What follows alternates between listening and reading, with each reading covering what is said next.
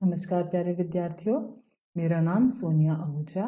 मैं सरकारी senior secondary school Fatehgarh शुक्रचक से हिंदी अध्यापिका। प्यारे विद्यार्थियों, आज हम 12वीं कक्षा के विषय हिंदी के प्राचीन काव्य पाठ के अंतर्गत मीराबाई जी के पद का अध्ययन करेंगे। तो आइए मीराबाई जी के पद का अध्ययन करने से पहले उनके बारे में ज्ञान प्राप्त करें।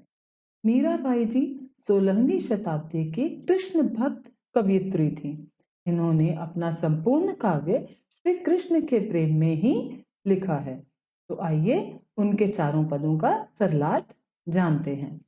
प्रथम पद है अली म्हाने लागे वृंदावनी को। सबसे पहले इसका प्रसंग देखें।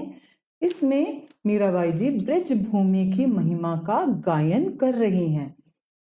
वे कहती हैं अली माने लागे वृंदावननी को, अर्थात हे सखी, मुझे वृंदावन अति प्रिय लगता है।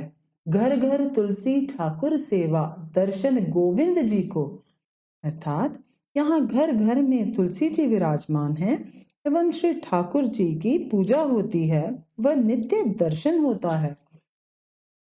निर्मल नीर बहे जमुना को, भोजन दूध दही को, अर्थात श्री जमुना जी में निर्मल व स्वच्छ जल बह रहा है, वह यहाँ दूध और दही का भोग ठाकुर जी को लगाया जा रहा है। रतन सिंहासन आप विराजे, मुकुट धरो तुलसी को, कि ठाकुर जी रत्न और मणियों के सिंहासन पर विराजमान हैं, परंतु श्री तुलसी जी के पत्तों से बना हुआ मुकुट उन्होंने पहना है।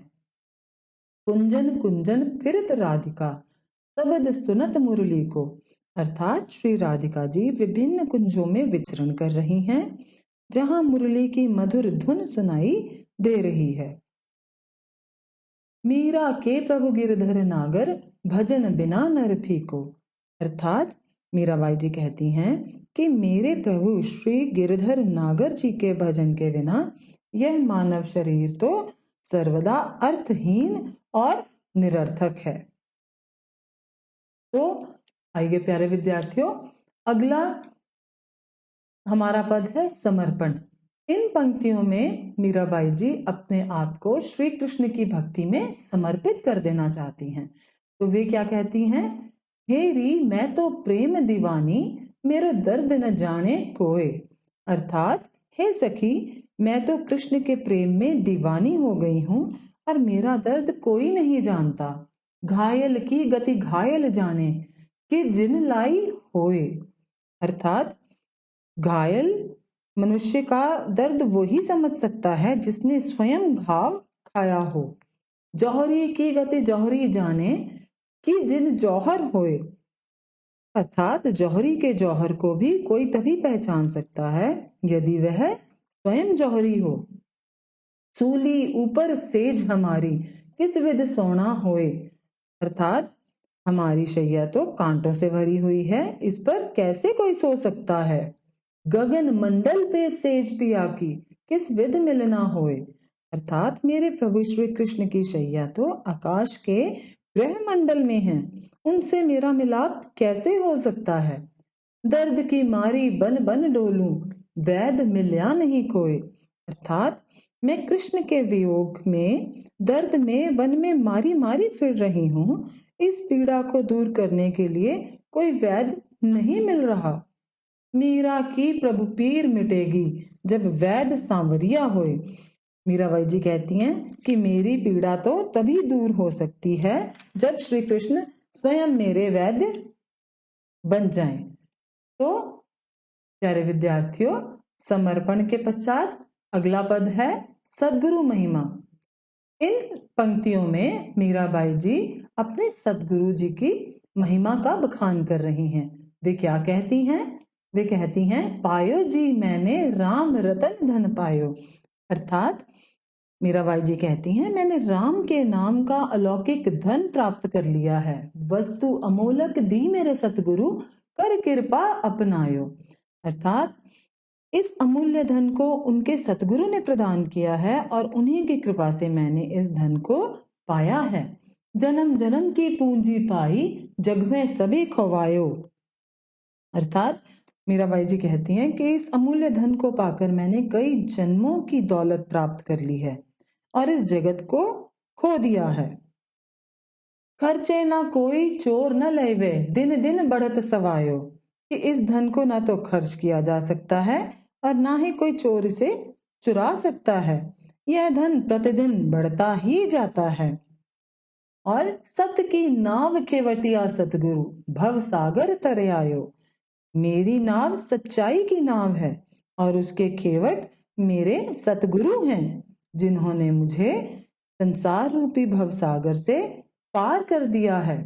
मीरा के प्रभु गिरधर नागर, हर्ष हर्ष जस गायो। मीराबाई जी कहती हैं कि मेरे प्रभु तो गिरधर नागर श्री कृष्ण हैं और मैं हर्षित हो होकर उनके गुण गा रही हूं।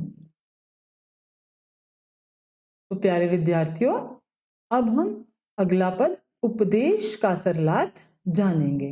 इन पंक्तियों में मीराबाई जी उपदेश दे रही हैं कि ये जन्म बार बार नहीं मिलता, इसे हमें यूं ही नहीं गंवाना चाहिए।